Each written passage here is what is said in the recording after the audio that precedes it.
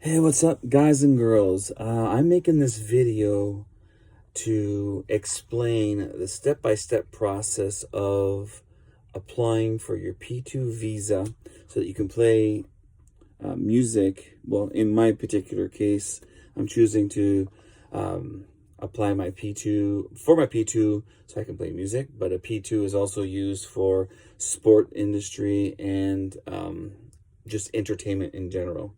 So that said, the reason I'm making this video is that I've talked to a lot of my musician friends who are playing in the States, but a lot of them went and chose to go through a lawyer and get things done. I decided to do it myself.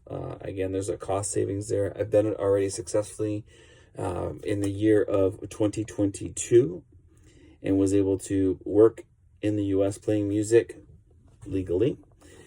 So what are the steps? So the first thing I guess I want to touch base on is that everyone kept telling me how we need to find a sponsor. And it was very vague because, they use lawyers and the lawyers kind of did the work.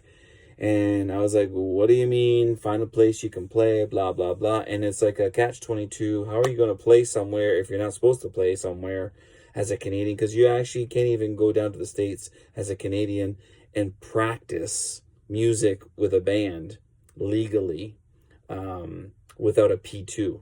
That's how strict it is. So the first step is get contracts. So get pieces of paper that stipulate that you are scheduled to play music on particular dates in the U.S., wherever in the U.S., and have it on paper, date, time, what the expected payment is going to be, and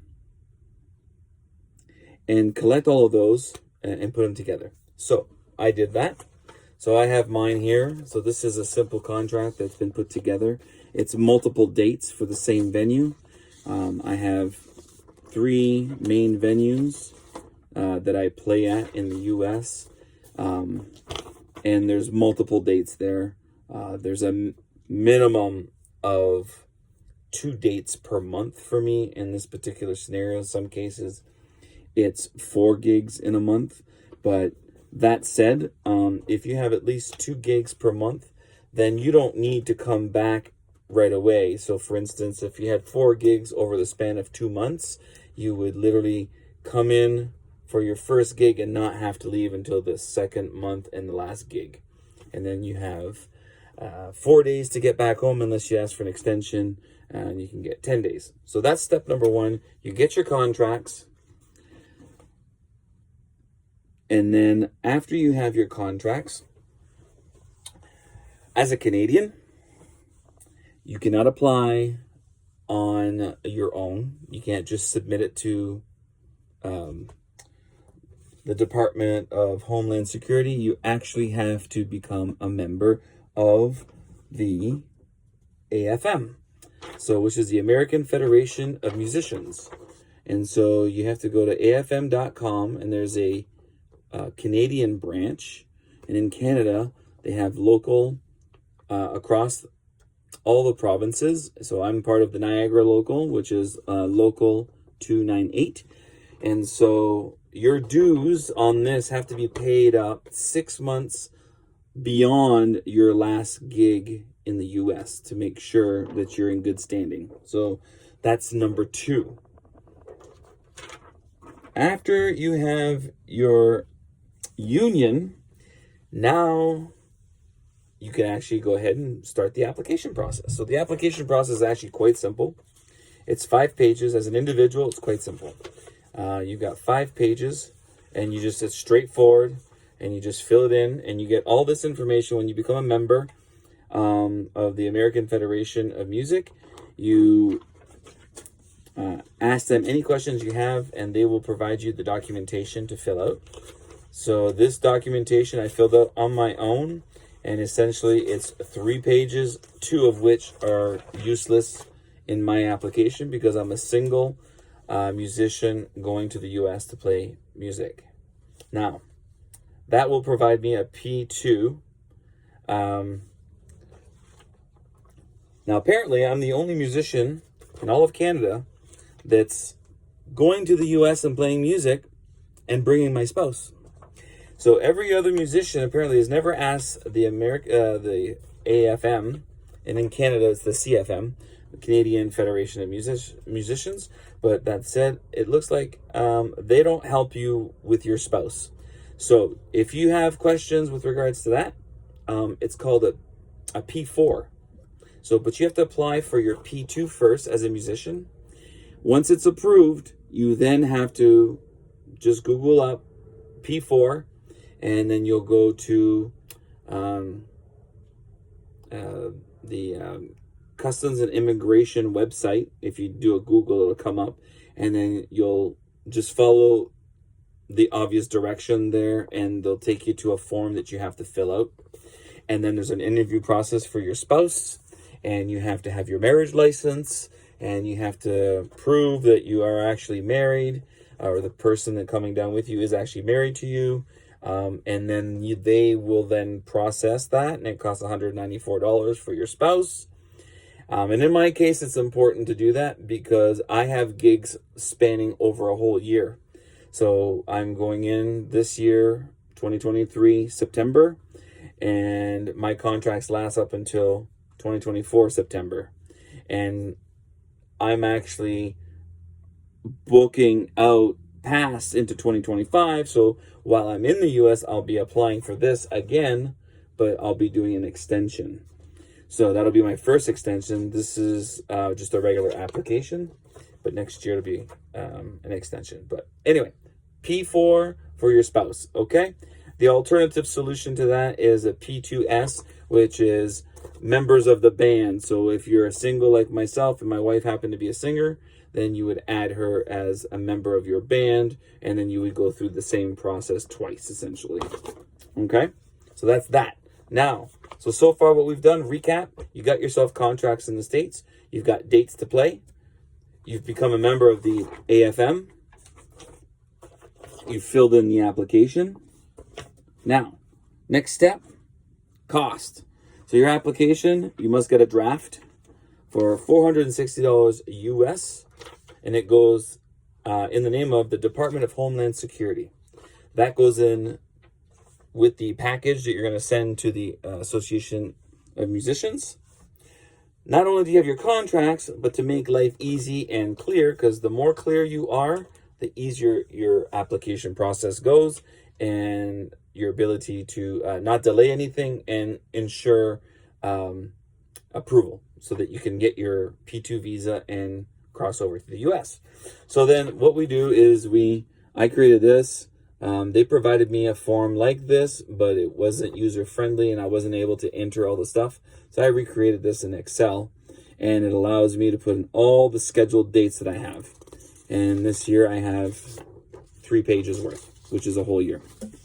And on average, it's about 2 to 3 shows a month. So that's that. So what do you need to do in the package before you send it to the AFM? You need to take all the stuff we just talked about, which is recapping. Application is complete. Perfect. Your good standing in your union dues. Perfect. You've got your contracts.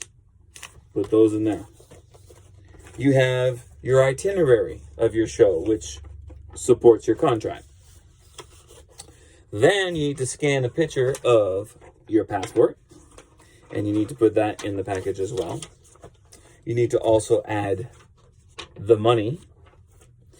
And then lastly, you have to put $120 per applicant in the envelope, check or dollars, money, and that's Canadian dollars, to the Canadian Federation of Musicians / AFM, American Federation of Musicians, and that gets sent over, and that's their administration processing fee for them to take all of this beautiful package.